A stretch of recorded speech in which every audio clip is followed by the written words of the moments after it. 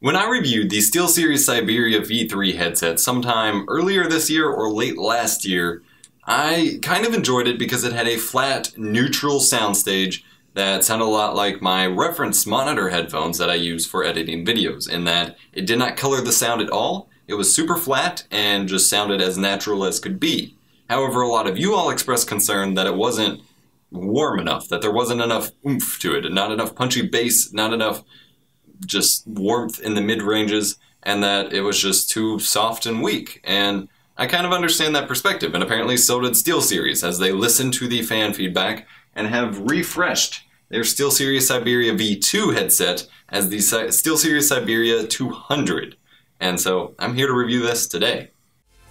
This video was brought to you by Amazon Prime. The holiday shopping season is almost in full swing, which means you'll want your gifts shipped to you fast and free. I've been using Amazon Prime for about 3 years now, and I'm not sure I could live without it.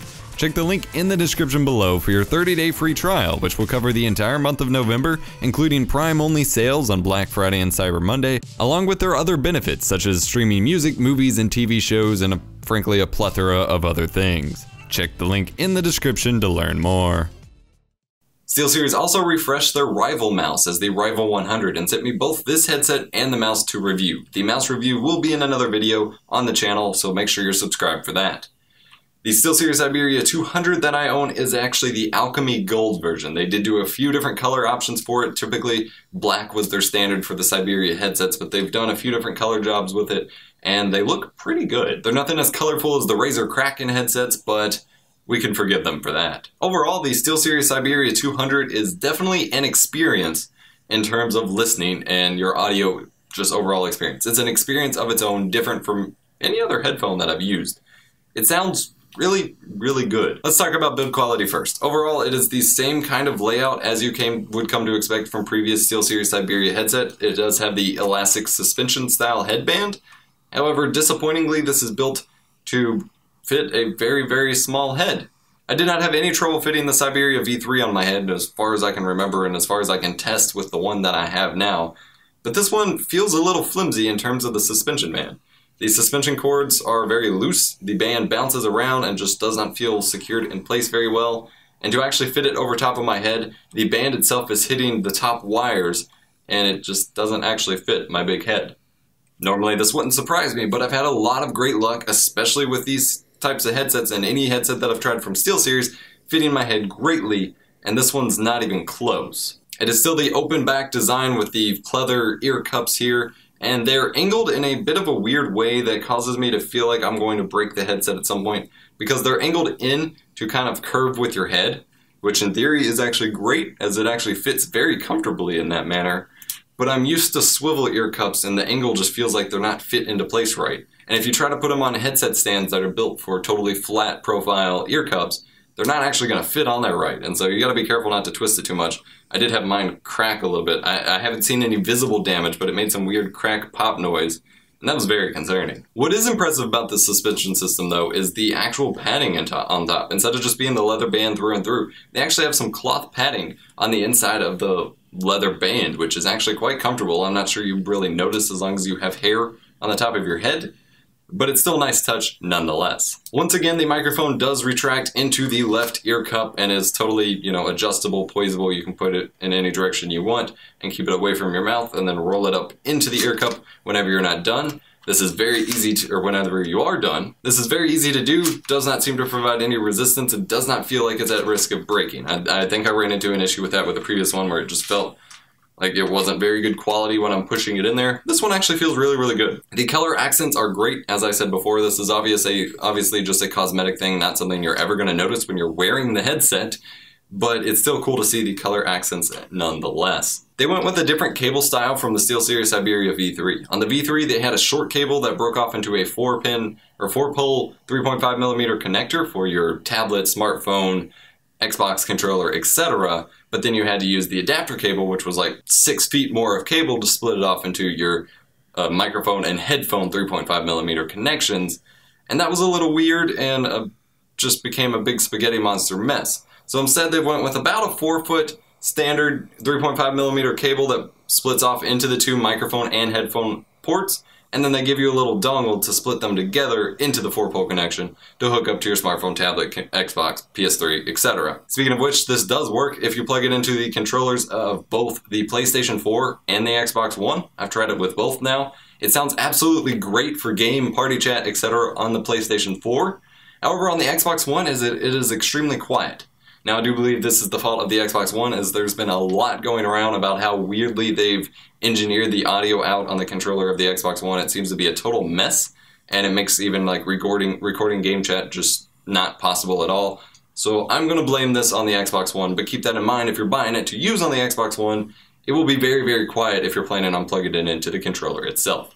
I literally could not participate in party chat because I could not hear them, because I could barely hear my game, and with the game and the party chat, I just couldn't really hear much at all. It was really weird. They did go with an inline switch to mute your microphone with a weird, it's a much more stylish slider switch, but it's totally flat, and it feels like I'm not, like if I'm just gonna grab it, I'm not entirely gonna know where that switch is and feel confident that I'm gonna hit it properly versus something with a bit more of a texture or a, you know, pop out button. It's a really weird stylistic choice, and overall it still works 100% of the time for me. It's just something that feels like it's not going to work. I don't know how to explain it. I don't like it. It doesn't stand out enough from the rest of the switch here. And then you do have a volume knob on the side. Keep in mind though, this is still analog, so you're still going to control your volume through your device, such as your computer, smartphone, Xbox, etc. It is comfy, despite the fact that it doesn't entirely fit on my head. It is a fairly comfy headset, as generally is to be said about Syberia headsets, so it's still something you're going to be able to wear for long periods of time, no problem. It's just my head is pushing the band up against the top of the headset, and that makes me sad. In terms of sound quality, like I said, it sounds absolutely great. My rock music, electronic music, dubstep, drum and bass, etc., anything with, you know, hard bass or low end is going to sound really, really good in these because of that extra punchy bass and the warmer mid-range. It sounds really, really good.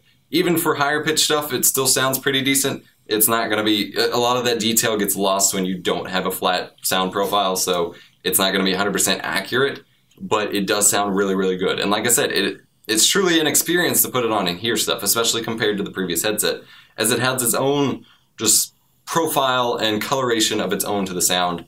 That is very impressive for music, games, movies, anything. It sets up a really good soundstage and sounds pretty nice. I had no problem figuring out which direction people were coming from in Black Ops 3, Halo 5, etc. using this headset. It's very pinpoint accurate. The soundstage is actually decently wide, surprisingly. It has sound out a bit further than I'd expect, and so directional audio actually sounds really good. And since people are going to ask and complain, yes, this is a stereo headset. I'm in the camp that stereo is the way to go for accurate game audio, as that's how the audio was designed, and unless you have an actual surround sound speaker setup, it's not going to sound great. Virtual surround sound is kind of a joke, and if you test it out with any ASMR videos or actual, you know, accurate 3D audio videos or sound, you're going to notice that with virtual surround, stuff that's supposed to be on the left starts wrapping around to the right, and vice versa, and the directions get totally thrown off in virtual surround as it tries to virtualize stereo audio. So I'm in the camp that stereo is the best way to go in terms of accurate audio, unless you have actual 5.1 or 7.1 speakers around your room. And to me, it works out great. If you want virtual surround sound, you can, of course, set up something like the Razer Synapse, I think it is, the Razer program that does virtual surround sound, or through your sound card driver, etc. But by itself, it is a stereo analog headset. To me, it's great. I'm going to go ahead and include a microphone audio sample here. Again, this is a gaming headset. Microphone's not going to be great. It'll be decent enough to do voice over IP, you know, Skype calls, game chat, or live streams if you're not breathing too heavily into it and you don't have another microphone option, and basic YouTube videos if you're just starting out. So I'll play a couple samples here without processing, just raw recordings, and the links to the raw files will be in the description below up on SoundCloud. This is a microphone test using the SteelSeries Syberia 200 headset microphone. This is a test. Test 1, 2, 3. No processing is being applied to this audio. Now this is a typing test. Now this is a talking while typing test. Talking while typing. Talking while typing. Talking while typing. Moved a little bit closer to my mouth to be a little bit louder, just in case it improves the quality just a little. Test. 1, 2, 3. This has been my review of the SteelSeries Siberia 200. It is a refresh of the SteelSeries Siberia V2 as per fan feedback to SteelSeries, and I think they've done a fantastic job of really gathering what people wanted out of a gaming headset and putting it in a familiar package. I would prefer the physical build to be a little bit bigger, but that is okay, as most people probably don't have quite as big of a head as I do. Although for your big-headed gamers out there, be warned. Hope you enjoyed the video, guys. My name's been Adam Vox. Be sure to smash the like button if you enjoyed it. Don't forget to subscribe to the channel for more awesome videos, including the review of the SteelSeries Rival 100, the other product I mentioned from SteelSeries I'm going to review soon, and I'll catch you in the next one.